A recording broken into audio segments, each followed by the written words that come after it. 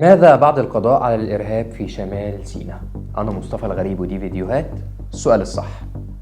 كنا تابعنا من أسابيع قليلة زيارة نقدر نقول عنها تاريخية لرئيس مجلس الوزراء الدكتور مصطفى مدبولي ومعاه 7 وزراء لمحافظة شمال سيناء، وكان معاهم المحافظ ورئيس الهيئة الاقتصادية لتنمية قناة السويس وقيادة الجيش الثاني الميداني، وده لتفقد عدد من المشروعات في المحافظة. شايف أنت عدد الشخصيات المهمة جدا اللي كانت في الزيارة دي؟ لو قبل 5 سنين بس كنت قلت لك إن في وزير راح زار شمال سيناء كنت هتقول عليا إني مجنون، لكن دلوقتي الوضع اختلف بعد ما الدولة قدرت إنها تقضي على الإرهاب وتعيد الأمن والأمان للبقعة الغالية دي من أرض الوطن. ودلوقتي بقى عندك رئيس مجلس الوزراء ومعاه مجموعه من الوزراء نازلين يتمشوا في شوارع شمال سيناء كانهم بيتمشوا في شوارع القاهره عادي. لازم برضو تبقى عارف ان الدوله مش لسه مستنيه عشان تبدا تطور في شمال سيناء، ولكنها كانت بدات بالفعل من فتره طويله. الموضوع هو سباق او صراع مع الزمن، كل ما قدرت بسرعه ان انت تطور وتنمي وتطور في البشر والحجر قدرت تقضي على اي تربه خصبه لنمو الارهاب. المناطق دي للاسف كانت بتعاني على مدار سنين طويله جدا من الاهمال والتهميش من الدوله، بجانب كمان مكانها الحساس على الخريطه، وده لحد ما اتحولت لارض خصبه للارهاب واللي دفعنا كتير من الدماء في سبيل القضاء عليه. وطبعا كلنا شفنا نتائجه واللي كان عامله في البلد على مدار سنين طويله. طيب هي ايه ابرز المشروعات اللي البلد بتعملها في شمال سيناء؟ عندك واحد من اهم المشروعات اللي بتحصل في شمال سيناء حاليا هو مشروع مدينه رفح الجديده، واللي بتتعمل كبديل لمدينه رفح القديمه.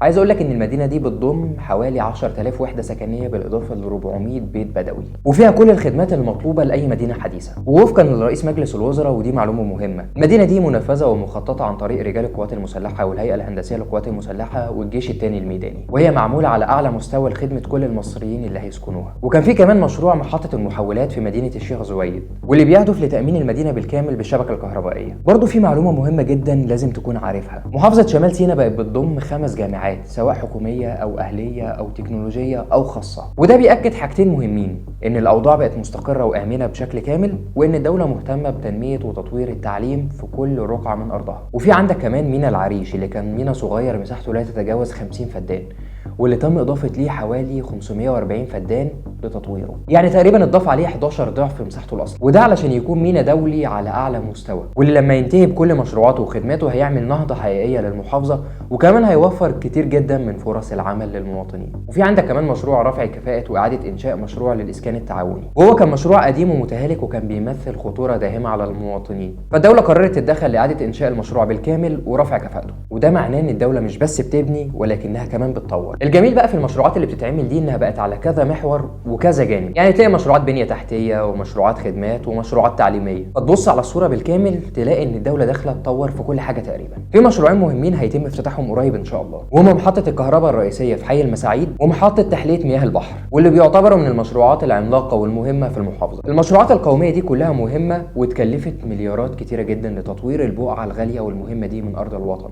التطوير ده كان بيتم بالتوازي مع جهود الدوله في مكافحه الارهاب، ويمكن الجهود دي ساعدت على توفير وقت وانجاز جزء كبير من الخطه. وهنا السؤال الصح، هل انت لسه شايف ان الدوله مهمله لاي مكان فيها؟ سلام.